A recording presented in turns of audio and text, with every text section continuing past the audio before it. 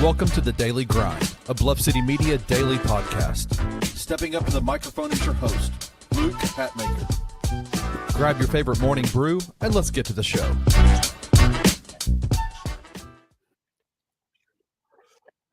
And you will have it all, my empire of dirt. I will let you down. I will make you hurt. Shout out Johnny Cash, man. The legend Johnny Cash. Oh, you're muted. Dang it, no. I was wondering where you were going this morning with that, and I was like, I hear a deep voice. We're Johnny Cash, and you know, our audience is spared this morning from me trying to join in on that. I saw it. I was like, I don't hear his lovely singing voice, but I can see him singing. Welcome. God, I'm hitting puberty this morning. Welcome to the Daily Grind, presented by FanDuel Sportsbook. Good morning, everyone. Good morning, Rusty. Good morning, Wayno. Good morning, everybody. It's Friday. It's the weekend almost. And I've got Jared with me today. And how are you, Jared? Are you good? Man, I'm great. It's Friday morning. It once again feels like fall outside. Finally got to break out the Grizz 901 sweatshirt. Oh, that's amazing. That's amazing. Oh yeah. Shout out to the Grizz Den for having this one night I was there. They always have heat and I love it. But yeah, no, it's a great morning. But yeah, so we're living. It's Friday. It's the weekend. We are it's a great day, man. It's a great day, brother. It's a great day. We woke up this morning. We were able to get out of bed, which is more than I think we can say for LeBron James.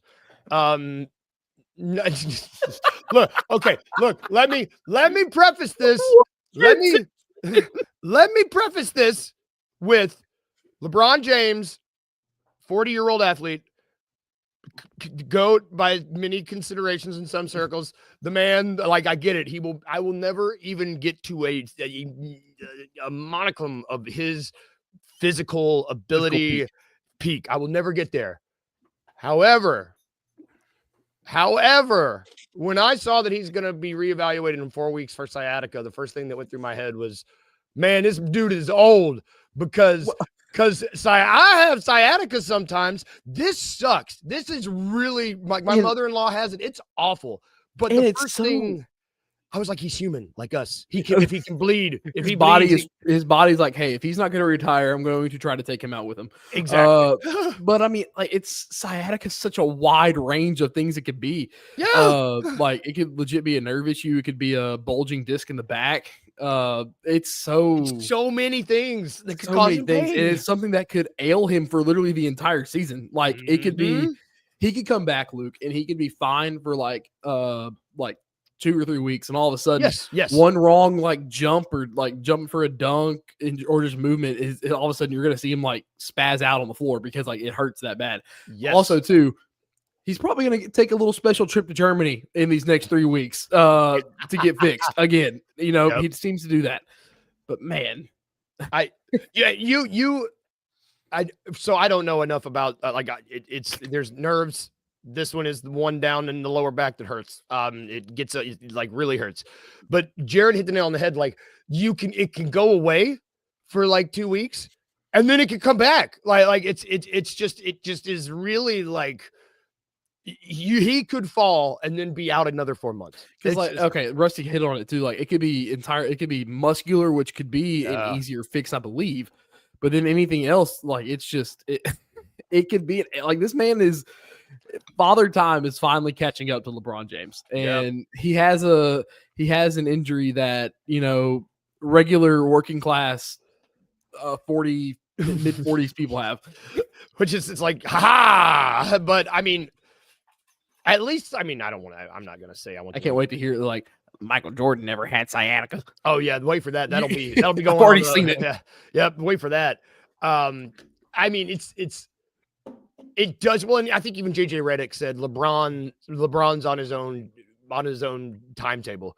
So it even sounds like we're probably I think this has been making the rounds. I imagine we're going to be in for a load management season for LeBron. 100%. I mean, he's at that. I mean, he's in his 40s. He's at that point of his career to where we've gotten 22 good years out of him. And I really think like it. The bad thing about that, Luke, though, this roster is not constructed that well at all. Yeah. But they haven't even played with DeAndre Ayton yet, which is hilarious. I haven't even practiced with him yet, him or Luka. But that is a conversation for is that a universal mug? No, Muppets. Oh, Muppets. Okay, I saw the bald head. Okay. I saw the bald head at first. I thought, is that Gru? Oh yeah. And Gru's the man. I need a Gru mug. That's beautiful. Sidetrack. You're beautiful. Thank you, Luke. Yeah, I got you. Anyways, but it's one of those things. This roster's not constructed great especially when your first call in all season was Jake LaRavia. But it's anyways. Yeah. Without LeBron playing alongside Luka, this team may win 40. Gonna be, yeah. I mean, well, if this ends up being if we see a very sparing amount of games played by LeBron James this season, I'll be interested. We'll talk about the GM poll a lot next week, but the Lakers where they are on that list might drop. Oh yeah, you're gonna see some odds drop. I wouldn't be shocked if they already have. Yeah, that's a good point. I don't want to. Before we got to talk about the Lakers one more time. Because, what you got? Oh, I thought you were looking up something. Oh no, I was going to look at the odds while I talked. Yeah, well, speaking of Luke, while you're looking that up, if y'all look at the title of this episode, there's a little milestone coming up on Monday. Oh yeah, dude! Episode 400. Episode 400. Yeah, I don't know that's crazy to me. I feel like 300 was this. 300 was literally this summer, but then I was like, there's 300 days in a year. That's math. I don't know. It's time. Where are the playoffs? NBA playoffs. Aha. Lakers. I can't wait to see that they're still like top 3. Yeah, minus 400 to make the playoffs. Oh my god. We'll see. LeBron James is also getting sued right now by Andrew Garcia, 29-year-old lifelong Lakers fan. Filed a lawsuit in small claims court saying that LeBron James owes him $865.66 after he where's the quote? The quote is really funny. Fraud, deception, misrepresentation, and any and all basis of legal recovery. Okay. Is why, aka 2 tickets. I said to what, Lakers Cavs, is that what it was? Yeah. I said I felt bad for people who bought tickets. Now I don't. No, I don't. Now I don't. Like, if you're gonna wait until he officially announces what that thing is, then buy them. Yeah, because I can't all the big stops this year. I know people got good money from selling those. Also, too, why is he suing LeBron and not just trying to get the money back from the person he bought them from? LeBron's not the reason for your dumb financial decision. No, and 800, brother, he could probably, I guarantee LeBron wipes his ass with that amount of money every morning. Yes. That ain't nothing to him. 800, brother, you bought 2 tickets when they jumped in price, and now you're like, crap, I made a bad financial move, and it's LeBron's fault. And this guy probably spent his month's rent or his monthly mortgage on that, and that's. Man, you could have paid so many bills with that money that you just paid. Gotta be smart. LeBron's smart. going to let it know earlier in the offseason when he's retiring. He's not going to do it the weekend of preseason. No. It's going to be a year-long fanfare thing where everybody knows tickets surge everywhere and he can roll out the red carpet everywhere he goes. That's what it's going to be. Oh my gosh, yeah. It's not, and I'm already dreading that. Oh gosh. Maybe it would have been better if it was just a surprise. Can we just when he comes to Memphis, can we just not give him anything? Just don't pretend that it's not just a normal game. Be like, what? Yeah, pretend it's a normal game, and then at the end of it, just give him this give him a replica of the pyramid. He'll probably a small little stuffed replica of the pyramid. Shoot, he'll probably sit knowing him if he comes to Memphis, but probably. Yeah, but you know who else may or may not sit? I don't know. Would the Grizzlies play preseason basketball this weekend? We don't have a lot to talk about this game. There's no odds. They've not really announced anything. I just want to mention that they are playing this weekend. They are playing. It's the last. I think it's not the last preseason game. It's the last home preseason game. I mean, we're at the point of the preseason where we're gonna see guys play. We're gonna see guys not play. We're gonna see a lot more of guys trying to solidify their spot, the rotation spot on the roster. Listen, Josh said yesterday, if no one's worried about him being back for opening day, or if he's not worried about himself being back, then I'm not worried. Yeah, and I kind of extend that to T.I.'s philosophy right now. He knows what he has in his top 7. He's not going to push anything with those other guys right now. Yes. He wants to solidify that bottom 4 guys in his rotation. Yep. And that's where I'm at in the preseason. I'm like, if we don't win a game in preseason, I'm not going to complain because, the different sport, but the year the Broncos went undefeated in preseason, they had Russell Wilson and sucked. The year that the St. Louis Cardinals were spring training champions did not even make the playoffs after the regular season. Yep. It like preseason is about getting the right guys you need to get going. So, like I said, I'm not really worried about it. Like I said, we saw improvement from Cedric Coward. We saw flashes from other guys right now that are fighting for lower end minutes. I hate to say it, John Contrar's probably going to get some minutes on this team simply because he fits kind of that T.I. hustle mode of going to get rebounds in other things. But like I said, you're just looking to solidify those bottom 5 to 4 rotation spots, man. That's all it is, and it's. For Rusty's sake, I think Rusty's going to be in the building. I hope it's a good game for you, brother. Yeah, I hope it is a good game for Rusty. Otherwise, I hope you're not seeing a lot of Lawson Loverline pick and roll. That would be no. But if you're oh my gosh, if you're screaming Chicken Little skies falling after preseason games, then just calm. Step back. Step back. Take a chill pill. Some emotion. Now, granted, in the end, Chicken Little was right, but other than that, it's neither here nor there. It's neither here nor there. That's an animated kids movie where he's supposed to be right. Yep. But yeah, I agree with you, Jalen. Conchar's a Grizzlies goat. The fact that man's been here for almost feels like a decade now, like 7 or 8 years. Longest tenured Grizzly, right? Or did he come in the same year as Jaren? Or did he come in as Jaw's year? Oh, Luke. I don't know. He went 2-way. I mean, I love Jitty's Journey. Jitty's Journey sounds like a children's book. Jitty's Journey. You know what else was not quite a journey, but you know what else was a lot of fun last night after we talked about it possibly being sneaky fun? Oh, yeah. This Thursday night football game, man. The Eagles lost 17-34 to the New York Football Giants.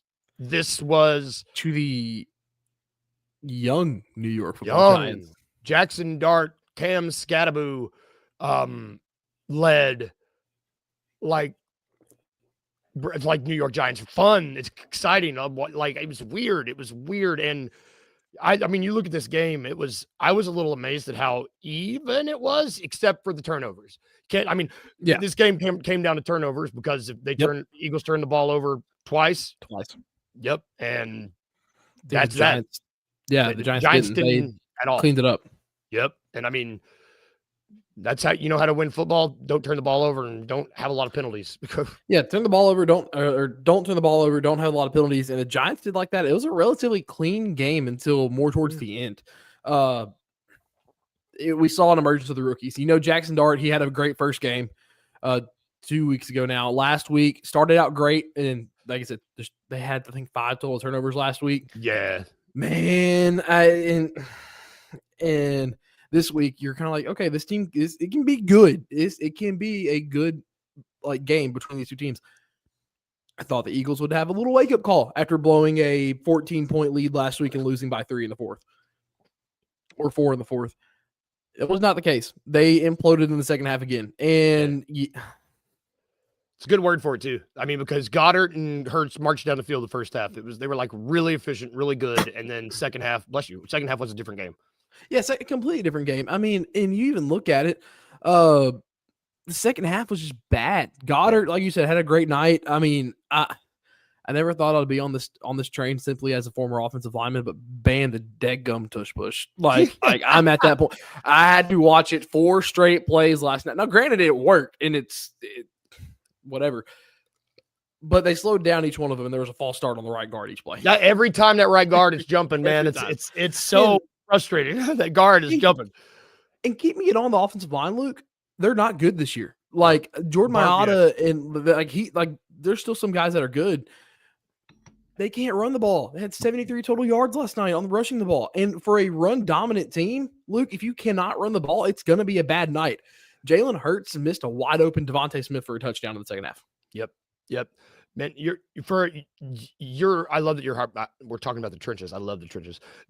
For a team that is known for a trenches team, offensive, defensive line with the Eagles, offensive line non-existent this season. And Cam Scatterbo had 3 touchdowns on this. Yeah, and you think about it, everyone's talking about, what's wrong with Saquon Barkley. He has no running room. There's no room. Like the only reason he had a decent game last week was because he got caught on a wheel route for a 47-yard touchdown out of the backfield. Yep. This is a run-first team that opens up the pass. Now, granted, Jalen Hurts went like 26 of 34 last night or something like that. Did not have a bad night besides the overthrow and the interception. If you look at the interception, Luke, like I said, I'm starting to get a little bit more worried about Jalen Hurts now. But if you look at the interception, the first one that he threw all year, pocket collapsed, and when the way you contain Jalen Hurts is that you have to collapse the tackles on him as well, and that's what they did on that interception. He went to that first read. It was a bad read on the first throw. He had A.J. Brown open on the goal line off of a good route. But when your offensive line is collapsing like that, it's bad. And also, too, the offensive play calling has not been good. Nope. I mean, Jalen Hurts is slowly becoming that quarterback who is really good in terms of fantasy, but it's like Justin Fields. It's not really translating to a nice looking product. No. It's and I'm with you. It's like I'm starting to worry about him. As someone who has him in fantasy, I'm just starting to worry about him. As someone who has Saquon in fantasy, I'm starting to really worry about this offensive line. As someone who has him in all 3 of my leagues, Luke. That sucks. That sucks. Tell me about it. Hey, I respect your conviction, though. Yeah, but I mean, it's just one of those things. Like, there's glaring issues with this team. Defense is now becoming one as well. But then again, the defense is being put in bad spots because of some dumb offensive mistakes. Yeah. And is it time? I know he's a Super Bowl winning coach now, but is it time to also look at Nick Sirianni before you make the Jalen Hurts move? I mean, he's bought himself a lot of. I mean, people were saying they thought he might get fired last season before they kind of turned it around and went on that run. He was acting like a daggum goof in the middle of last season. He was being a goof. The team was struggling. Now, Grant, Jalen Hurts plays well in Super Bowls. I will say that. He plays great in Super Bowls. But right now in the regular season, it's not a pretty product. And right now, after 4-0, they have dropped 2 straight games. And I don't know how much easier their schedule gets. Eagles. Let's look up right here. Have my laptop up. They are at Minnesota next week. They are at Minnesota next week. They go. They're at Minnesota, then they're at home versus the Giants again. And then they have a week off, and then the following Monday, they're at Green Bay versus Detroit, and then at Dallas. Not easy. I mean, that Green Bay, Detroit, and the Giants again. I mean, that might be. That's the only game they win in this stretch right now that looks like it is Minnesota. Yeah, this is how bad they've been. Yeah, and Minnesota has a great defense. Yeah. If that pocket Yeah, I know. That's why I'm like with the Minnesota defense and the way that offensive line has been. Eagles are staring down the barrel of a collapse, and we are at like the first 2 steps of implosion with these two blown leads. Yep. Oh, hey, I hate it for him. I mean, I'm not a fan of an NFC team, so I'm not really necessarily like mad about it. But Philadelphia is a hell of a city. That's all I'm gonna say. Yeah, that's all I'm gonna say about that one. You lose on Thursday Night Football because of bad performance, and then also one of your closing relief pitchers throws an error to get eliminated, and then bad night for Philadelphia.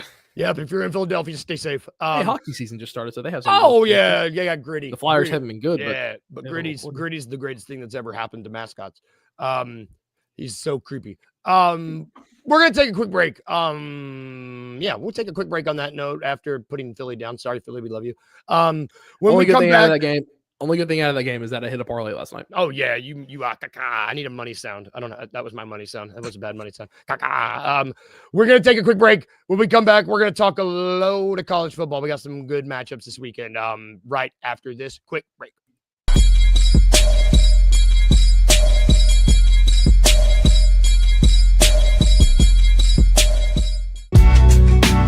In the heart of the Highland Strip for 27 years, Trilogy Tattoo has helped tell stories for Memphians for generations. Located at 530 South Highland, Richie and his team are waiting to help you tell yours. From tattoos to piercings, your body art should be as unique as you are. Voted a Memphis Flyer top 3 tattoo shop in the city of Memphis since day one. Your story will be safe here at Trilogy Tattoo. Open 7 days a week, Monday through Saturday, 11 to 11, and 3 to 11 on Sundays. They have convenient times waiting on you. Let Trilogy Tattoo help you tell your story.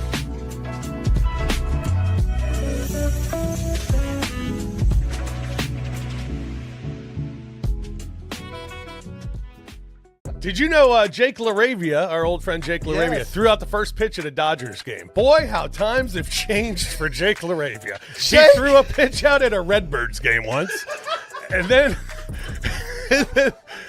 didn't get any playing time, and then was just shipped off to Sacramento. Now he's playing for the Lakers and throwing out the first pitch at Chavez Ravine. Are you serious? And he was the first call that they made. Yes. When free agency came about. How about that? My goodness.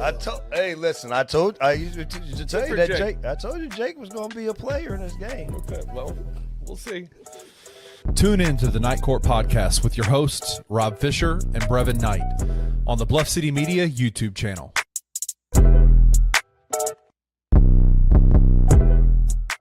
I've been there for every, Grizzlies coach, right?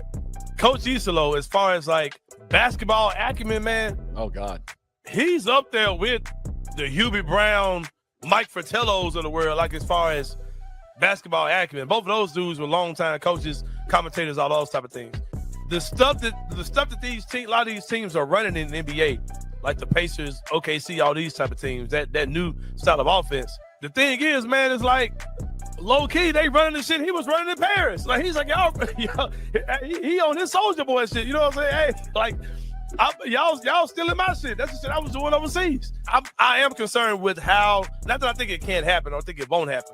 But I just want to know how much emphasis there's going to be to make Jaren a focal part of this offense. For years, we saw Taylor Jenkins really not know what to do with Jaren Jackson Jr. Kind of not running together, or John Morant together, not really running any plays for Jaren other than Jaren ISO. Tune in to the Anthony Sain Show Monday through Fridays at 1 p.m. live on the Bluff City Media YouTube channel.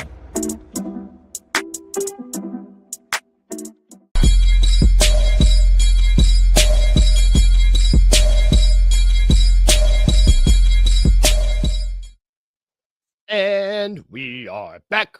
Welcome back to the Daily Grind. Sorry, there was a bug in here. Slapping stuff. We are presented by Trilogy Tattoo. Go check them out. We are also presented by Grind City Brewing. They're great. Get you a couple burrs, a few small beers. We are also presented by FanDuel Sportsbook. So if you want to head on over there, actually, we are going to be looking at, we're going to be rounding them up like with a lasso, rounding up the weekend in college football. So if you want to go over to FanDuel, there's 3 top 25 matchups we're going to look at, and one matchup that's quite important to the American. Let's look at Ohio State. To the entire G5, honestly. Yeah, that's a very good point, to the entire G5. Let's look at the Ohio State-Illinois game first, because that's probably going to be the biggest non-game. I mean, like Ohio State. There's two pretty big non-games on here, in my opinion. But you're right. You're right. The other ones, you're right. Regardless of what the line says, you're right. Yeah. Ohio State is favored, the money line minus 650 over Illinois. That's the number 1 versus the number 17. God, Ohio State's getting 2 touchdowns, minus 14.5 spread. Over under is 50.5. I think Ohio State's going to dog walk them. I really don't know. I think it is too, but with Illinois' win over USC following the 53-point loss, I'm kind of to the point to where I don't want to call the Indiana game an outlier yet. But it's going to be a really big test point. This is a home game for Illinois, I believe. That's a good point. Yeah, you're right. It is a home 11 game. a.m. home game. Weird things happen at 11 a.m. games in ranked matchups. So I don't know. It's going to be one of those things where I think Illinois can do it. I'm not entirely still sold on Luke Altmaier. But I mean, it's a tough one to gauge because like you don't know how to gauge the 53-point loss because like how good is Indiana? How bad was that game for Illinois? That's the thing. And Ryan Day said in a press conference this week, you have to count that game as an outlier because it's not who we're playing. He knows it's a ranked opponent. It's going to be tough. It's a conference game. You can't fall asleep at the wheel at any conference game unless you're playing Rutgers or Purdue of the old. I still think Ohio State wins this one handily, but I wouldn't be shocked if it is closer. And you're right about those 11 a.m. games. I mean, how early they get up to start these days for those games? Probably like 6 a.m. Exactly. And that's I doubt. I mean, that's early for a game day. When you play at these primetime, you don't got to. That's not how early you get up. No, because I mean, like your whole it's a different breed. It's not like a high school game where you get in and like I think the average like prep time for a high school game on a Friday night is like 5 hours because you get into your practice at 2, your designated time slot, and then it's team meal. You're resting until you get out to the field to warm up. So I mean, they'll probably there's a team meal before each game, so they'll probably, like I said, they're getting up early. They'll have like a team breakfast and give that enough time to digest and whatnot. So I mean, they're on the road. It's not terribly far commute. It's Ohio to Illinois, but then again, like I said, these 11 a.m. games can be fluky, and I just think that Ohio State defense is going to smother any hope of Luke Altmaier off this Illinois offense. Yeah, I mean, speaking of the other, I mean, we're talking about how these 11 a.m. games can be weird. The other 11 a.m. game that's happening is Alabama at Missouri. Yeah, this is the number 8 matchup versus the number 14 matchup. Yes. Alabama's favored, money line minus 158. The spread here is only 3.5. Yeah, the spread is only 3.5. I mean, Alabama has played a much tougher schedule than Mizzou so far. I mean, you look at Mizzou's schedule: Central Arkansas, Kansas, Louisiana. They do have a good win over South Carolina, and then UMass. It's a very fluky schedule for Missouri because they have like 8 of their 12 at home as well. I will say, since that Georgia game, since Jam Miller has been back, Luke, this is a different Alabama team. He's relieved some of the pressure off of Ty.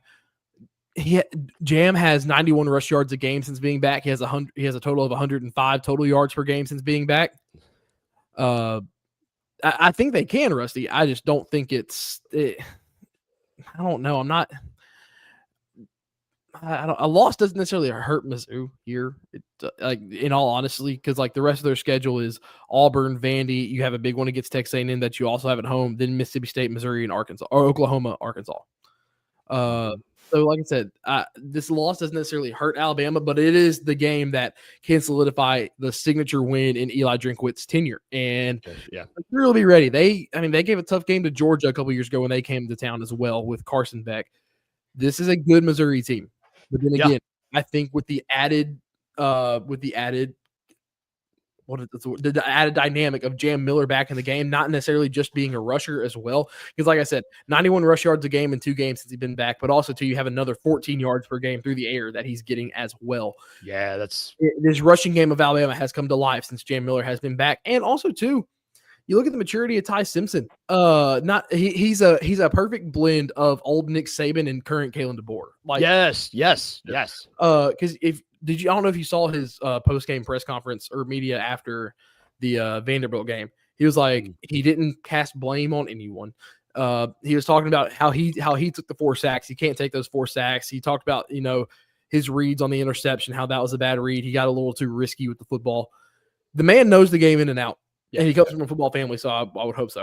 But but the maturity of Ty Simpson, it's the old school Alabama quarterback of like an AJ McCarron who can lead these teams and be a perfect game manager. I think Ty's more than a game manager, but or as he said, Columbia is a kooky place to play. I just don't think they have the necessary. I think the Alabama defense is going to be a little too much for that Missouri offense and vice versa for the run game of Alabama with Jam Miller back. I think this is the first game you truly see with a good Alabama run game that it finally emerges itself from the depths of hell that it's really been this year. Yeah. Oh my gosh, I'm sitting here praising Alabama. I never thought. I know. Wow, what are you doing? It's too much. It is too much, but then again, like they deserve it. They deserve it, but also too, like I've been a big fan of Ty since watching him in high school. So yeah, Ty's great. The game of the day, maybe game of the weekend. We got Indiana early game of the day. Yeah, early game of the day. There you go. Indiana at Oregon. Oregon's favored. Money line's minus 275. The spreads, they're getting a touchdown, 7.5. Over under is 54.5. What do you think about this game? If Oregon wins this game, there's going to be two different narratives coming out of this game. No matter what happens, Oregon wins, they're going to say, "Oh, Indiana's not the best," which I honestly wholeheartedly agree. We're not sold on the Hoosiers. No, I'm not sold on them being a top 10 team, much less 7. But then again, if Indiana keeps it close, are you questioning Oregon, or are you finally saying, okay, maybe Indiana's finally to that level to where we can finally start respecting them a little bit? They have a 53-point top 25 win at the moment. They do, but I don't know. It's going to be – you're playing at Oregon. You're playing at a tough place to play. I do think the Ducks win. I mean, you have a freaking Heisman candidate now at quarterback for Oregon who has really come alive now. Awesome. Dante Moore, I mean, he's got 14 touchdowns on the year, 1 interception. Same with Mendoza from Indiana, 16 touchdowns, 1 interception. There's a lot of Heisman candidates playing this weekend. We got there are a lot of good Heisman candidates playing in good games this week. I think this could be a good quarterback duel in this ball game. I mean, Oregon just got to win in the toughest environment, one of the toughest environments to play in the Penn State whiteout. Now, granted, Penn State went and lost to UCLA the next week. Yeah, I think Oregon wins this game. I don't think it's by as much as people think. Now, granted, I could be wrong. I've been wrong about some of these games already in our Friday previews, but this is a show me game for Indiana and Kirk Cincinnati. I think if you can come out of this game, I don't like moral victories for anybody or for my teams. But if you come out of this game with a close loss, I think we're kind of looking at Indiana in a different viewpoint. I agree. Now, with that being said, I think Oregon does kind of dog walk a little bit a overhyped, overrated Indiana team. Yep. And then everybody might see Indiana. They might be shown. Either way, you're finding out who this is. You're finding, who Oregon is. You know who Oregon is. You're going to find out who really is Indiana this weekend, especially no matter which way this comes out. You're going to have either they're here to stay with a upset win or a close loss, or they're what we thought they were in a bad team getting blown out. Exactly. The last game I want to talk about, and like we said, maybe the most consequential game is tonight. It's tonight at 6:30. South Florida is going to North Texas. Yep. This is dead even. I mean, dead even. You look at FanDuel money; they are both minus 108. The North Texas is favored by 1.5. It's right in the pick'em. Over under on this is 66.5. It's gonna be a wild game. Yeah. And I think FanDuel has it right because it is such an evenly matched game on paper, Luke. On paper, because they both are similar passing game, similar running game. Each defense has exactly 6 interceptions. Oh. So it's you're staring in a mirror on the surface. I think USF takes this game even if it's at home, simply because they are battle tested. North Texas is not. You look at this game; it's tonight at 6:30 on ESPN2. You look at North Texas's schedule. So far, coming into this game, they played Lamar, whoever Lamar is. That's a person, not a it is a person. They have an overtime win against Western Michigan. Also a person. Oh, yes. What's your child's name? Western. What's y'all's last name? Michigan. Oh, gosh. They beat the snot out of Washington State. Yes. They then have another overtime win against Army, and then a 14-point win against South Alabama. That's you've played close games in that terms of being battle tested, but close games against teams who aren't on the level of a Florida or a Miami. Yes, granted, USF got dog walked by Miami, but that's their only loss right now to it. Now, what, number 2 team in the country? Yes. And now number 2 team in the country. You handled preseason ranked Boise State 34-7. Yep. You beat Florida in the swamp. No matter how bad Florida is, it's always a tough place to play. That's a good win no matter what. It's a good win no matter what. Now you play SC State. You handle business like you should. You beat Charlotte by almost 30. And then tonight, both teams off a bye week. I like South Florida in this game simply because they have been in these big games already. They won a close game in the swamp. That's hard for any of the 134 plus FBS teams to do. I'm not sure what we're sitting at now in terms of numbers of teams. But that's one of the toughest places to go in and play. One of the toughest places to play. I like USF more in this game simply because of that. They've played these big time games. They've built, granted that they have a good team at the right time because these schedules are built so far in advance. Yeah, yes. They're playing a good schedule at the right time because they know they have a chance to get in, and now they're battle tested. You have a winner if it comes down to it. If it comes down to it between, another group of 5 champion that's, if USF does win the championship over Memphis or one of these other undefeated teams right now, and say another G5 team emerges from the depths and is like another highest rank, the highest ranking is going to go to USF simply because of the schedule they played. Yeah. But right now, the American's the only, we don't really got to worry about another G5 right now because the American right now is the only G5 that is performing the way it should be right now. Yes, 100%. And I mean, like if USF wins this, I mean, bring game day, like, right? I mean, right? They need to win this one if we want. Yeah, you have to. If USF wins this, Memphis fans, you're going to be USF fans this week. Yep. But if they win this, then you're set up in the driver's seat to get game day on the 25th. Yep, which not bad. God, I mean, we'll be there. We'll be there. So we mentioned a lot of Heisman Trophy candidate people right now. My categories. I want to stay in this realm because it's time for our daily dose of It's a Trap. Named after Admiral Akbar. Brought to you by FanDuel Sportsbook. I'm going to give you, a series of bets. You just got to tell me the trap bet. And today we're going to talk about Heisman Trophy winner odds. These are the updated odds. And I will give you a hint. It's a hint. The only players that I'm going to mention are players that that are playing in these games we mentioned. Okay. Just that's I'm not going to talk about anybody that's not playing in these games. Fair enough. Yeah. So the odds to win the Heisman Trophy. Which one of these is a trap? A, Dante Moore at plus 500. B, that's a favorite right now. Yeah, Ty Simpson plus 750. Or C, Fernando Mendoza plus 850. I know you said we're just talking about guys that are in these games right now, but like John Mateer and Carson Beck are definitely above Mendoza. Indiana. Now, granted, if Indiana wins this week, those odds will go up. Maybe it'll go up to what you said, but the trap is Mendoza. Oh man, you are cruising, brother. You got it. So Dante Moore, Ty Simpson, they're the first two. They're the first two right there. Right behind them, Jeremiah Smith, 850. Mm-hmm. Carson Beck is the second. I think he's plus 600. And then Fernando Mendoza is like the 5th best odds at plus 1200. Okay. So like you said, though, there is a very good chance that could go up if Indiana wins.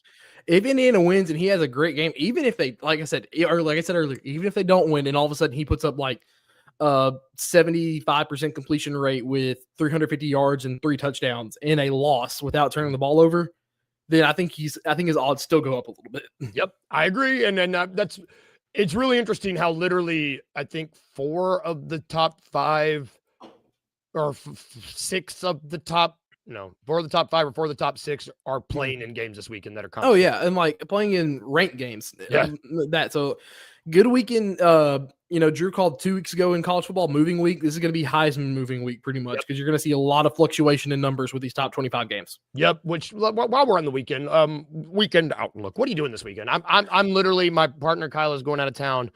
Finn's going to be gone. It's me and my animals. I'm not doing anything. I'm going to watch football. I'm going to watch preseason basketball. What's Sunday? I'm going to watch NFL. I got to work tomorrow, but I'm literally not going to leave the house. I'm just sports, scary movies. I'm not allowed to watch The Exorcist with Kyla because I watch it too much. So I'm going to watch that probably. I love that movie. It's an amazing movie. Yeah. That's me. Yeah, I'm me time this weekend. Yeah, you deserve it, Luke. You deserve it time. So today, actually, right after we get off this, I have to head down to Memphis for a little bit because, funny enough, I live in Martin, Tennessee. I've lived in Martin, Tennessee for 4 years now, but just recently graduated college like a year and a half ago.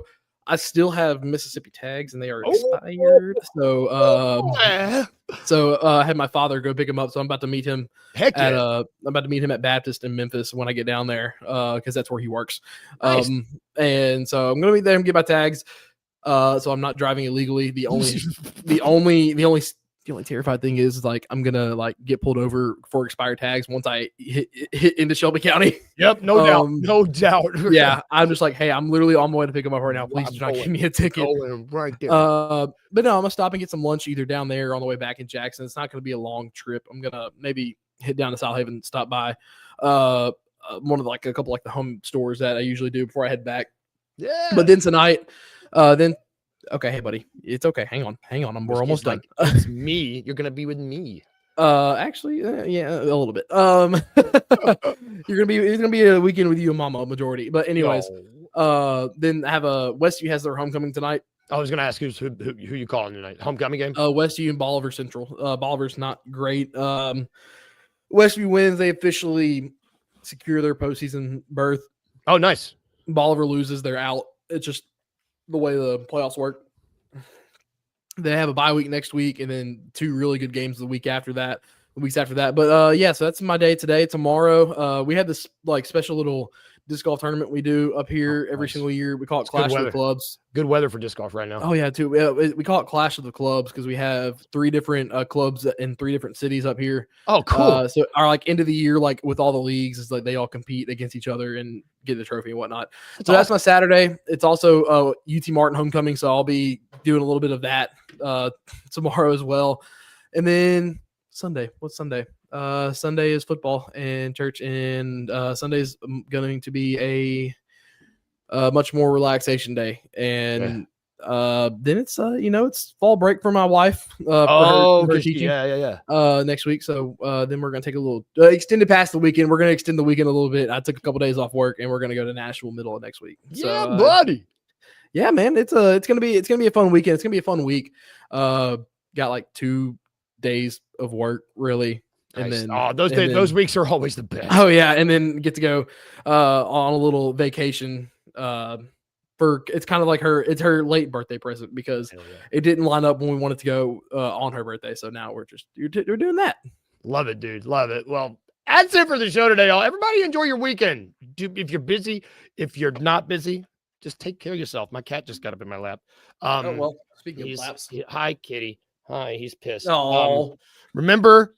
No, you get off the keyboard. We're almost done. Remember, we're done. Have a weekend, everybody. Stay safe. Remember, like we always tell you to do. Oh, well, thank you, FanDuel. Thank you, Grind City Brewing. Thank you, Trilogy Tattoo. Thank you, everybody in the comments. We appreciate you. If we can leave you with anything, remember these things as you go about your day today, as you go about your weekend.